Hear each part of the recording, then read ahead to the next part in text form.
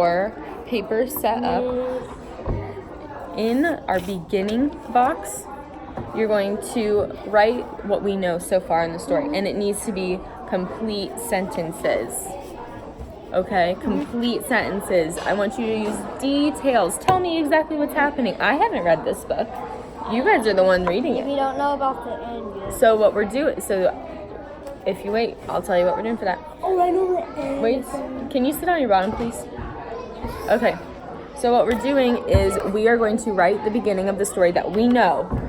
That's just where we're going to start. So how do we usually start a story? What's something that you might say at the beginning of a story? Or the name of the character.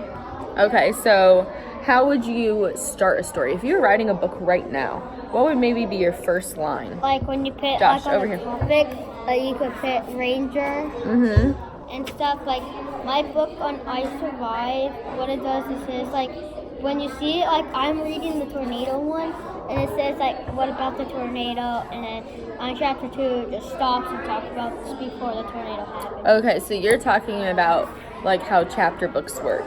What would be something you usually see at the beginning of a story? Would you start a story with and? No. What would be like a good opening line for a story? In some books you may have seen Once Upon a Time or A Long Time Ago first. You could start with like So you could do maybe like one day long ago, something like that. So in our beginning box up here, we're just going to write the beginning of the story. Okay? The beginning of our story, Ranger in Time. And remember, we're using full sentences. We're not just writing words. What has happened so far in this story? What's happened? What do we know about this story so far? Write it down for me.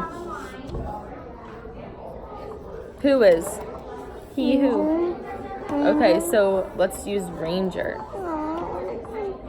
Head up. Do we need to lose a tally? No. No? I'm all tired. Okay.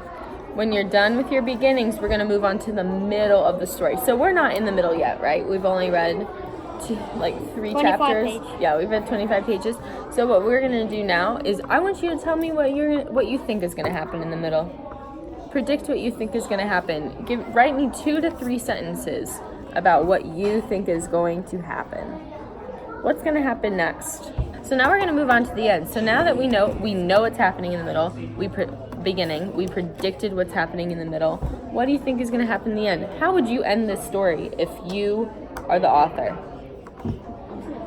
I want you to write your own version of the ending based on what you think is going to happen in the middle and what we know has happened in the beginning.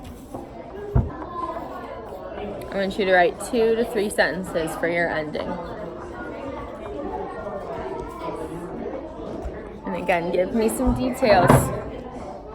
You can use details to describe things. You can use details to tell me why you think that's going to happen. Go more in depth with your writing. I've written our beginning, middle, and end. Does anybody want to read theirs out loud? You want to read yours out loud, Blake? Okay. Ranger is So this is your beginning. in his backyard and digging in the garden. Okay. And can you tell me your middle? Yeah. Ranger is going to find the girl. He is trying to catch the girl. Ranger has to try to get the girl, but he has to go through stuff. Okay. And how about your ending? Are you listening to Josh's story? Blake's story? Are you listening? Ranger is Are you happy listening? to be back with his family. Ranger is happy to be in his backyard to chase the squirrels. All right. That sounds like a good book. Okay, Josh, can you share yours, please? So I can play with my donut? Nope. We're going to listen to Josh's story. I will, but I'm also going to play with my donut. Okay. They're traveling with Bacon, and Ranger gets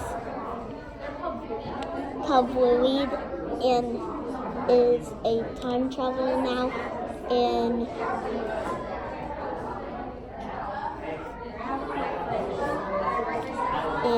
at the Oregon Trail,